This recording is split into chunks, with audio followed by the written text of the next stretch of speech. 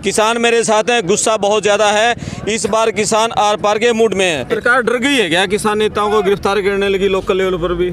सरकार तो लगातार डरी हुई है। सरकार अगर नहीं डरती तो नरेंद्र मोदी प्रधानमंत्री हाथ जोड़कर माफ़ी नहीं मांगता। इस प्रकार के गलत फैसले उसने किसान के खिलाफ लिए। किसान को 13 महीने बॉर्डर पर बिठा करके परेशान किया।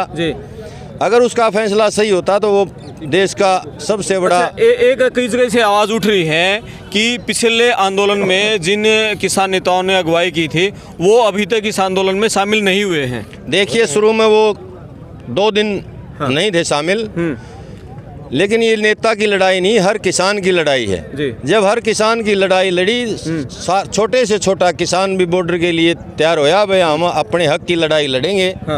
भाई ये फसल और नस्ल बचाने की लड़ाई है। हमारा सरकार से के प्रति कोई गलत मंशा नहीं है। हर आदमी का अपना हक मांगने का अधिकार है। हम भी अपना हक हाथ जोड़ के मांग रहे हैं। लगातार 13 महीने तक जो पहला आंदोलन किसान ने किया, उस आंदोलन में किसी भी किसान ने एक नए पैसे का नुकसान किसी को नहीं दिया।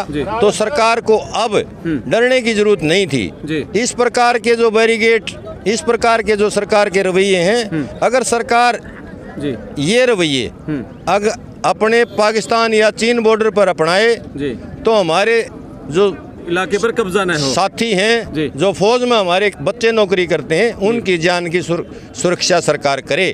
इस प्रकार के मोर्चे वहाँ लगा कर। जैसे लोकसभा चुनाव बिल्कुल नज़दीक है, अगले उम्मीद है कि 10-15 दिन में आचार संहिता लग जाएगी लोकसभा चुनाव के लिए। राहुल गांधी भारत न्याय यात्रा पर निकले हुए हैं और उन्होंने ये कहा है कि यदि कांग्रेस की सरकार बनती है तो वो MSP की गारंटी देंगे। देखिए, लागू करेंगे MSP। हम किसी भी नेता के बयान पर विश्वास नहीं करते। कांग्रेस के टाइम में भी किसान ने आंदोलन किया, बीजेपी सरकार में भी आंदोलन किया। हमारी किसी सरकार के प्रति द्वेष की भावना नहीं है। हम अपना हक लेना चाहते हैं। हक की बात भी मैं इसलिए करता हूँ क्योंकि सन 1967 में 70 बोरी अगर किसान गेहूँ बेचता था तो एक आइसर ट्रैक्टर मिलता था। और सन 1980 की अगर बात करूँ तो 2 रुपये लीटर डीजल था और 2 रुपये किलो गेहूँ था। आज डीजल की कीमत 90 रुपये के आसपास है और गेहूँ की कीमत 22 रुपये है। बिल्कुल। तो सरकार किसान को ही इतना क्यों दबाना चाहती है? किसान अपने गेहूँ की कीमत लाभकारी मूल्य मांग रहा है, जबकि लाभकारी मूल्य अगर किसान को दिया जाए तो गेहूँ की कीमत करीब 29 या 30 रुपये किलो बनती है। किसान इतनी बड़ी चीज़ भी सरकार से नहीं मांग रहा, लेकिन सरकार की मंशा कहीं न कहीं किसान को इस स्थिति पर लाए रखना है। एक तो जो अग्निवीर किसान का, मजदूर का बेटा ही वहाँ जाता था। ये फैक्ट्री रुझान कम हुआ है अग्निवीर के बाद। अग्निवीर के बाद आप किसी भी गांव में देखते तो हर गांव में 50-50 लड़के रोड पर प्रैक्टिस करते मिलते थे। अब अगर आप देखोगे अग्निवीर की जब से स्कीम आई है तो स्टेडियम भी गांव के खाली पड़े हैं। बिल्कुल। तो 4 साल के लिए लड़का क्या करेगा? ठीक है। इन्होंने आज तक 2-4 गेम खेले हैं। जो भी लोगों ने इनके इस खेल के बारे में बताया, आपका ध्यान हो, भारत में इसके ऊपर सबसे पहले लड़ाई लड़ी थी लाल बहादुर शास्त्री ने। लाल बहादुर शास्त्री ने पता लग गया था कि असल में देश में भूखमरी कौन आई थी, वह लाई गई थी। सारा अनाज ले जाके और अंग्रेजा तैयार युद्ध में दे दिया तो गांव में अनाज बचाए को ना, तो उनने अखबार में न्यूज दिखा दी भाई भूखमरी आ गई। ईब जुकर आज के टाइम है FCI तो अनाज होया करता, जाके देखो FCI के गोदाम में अनाज नहीं है।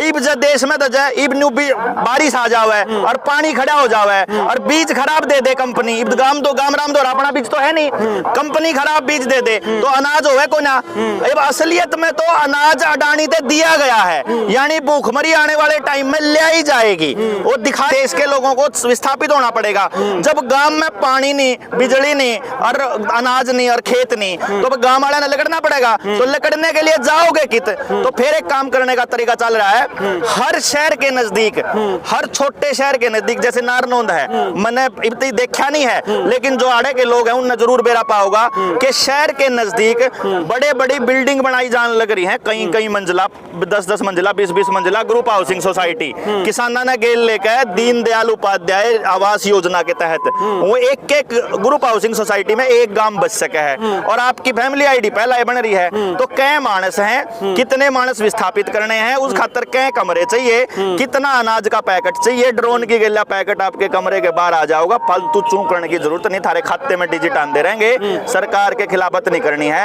ये न्यू करने हैं। रही बात मारन की, भाई लाल बहादुर शास्त्री बोला, उसका आज तक नहीं बेरा लगा कि न मारा।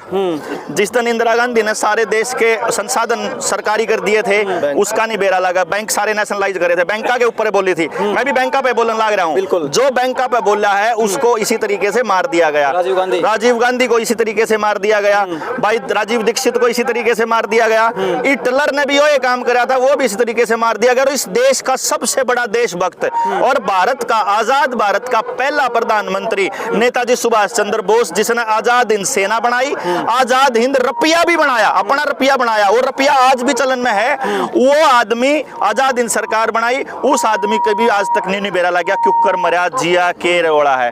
ये सारे के सारे काम करते हैं, जो इनके चाल में फंस जाएगा वो हो जाएगा मतलब इनका गुलाम, और जो जाल में नहीं फंसेगा उसका मरना है तय। तो इसीलिए हम लोग जनता सरकार मोर्चा ने क्या प्लान किया है कि हम तैयार करेंगे एक के बाद एक बोलने वाले लोग, ना कि इसके अंदर कोई चौधर का रोड़ा या इसके अंदर कोई प्रधानगी। इसलिए हमने मारे मरण का खतरा नहीं है, हमने इस बात का खतरा है कि यह बात लोगों तक पहुंचने तक पहले हम नहीं मरने चाहिए बस।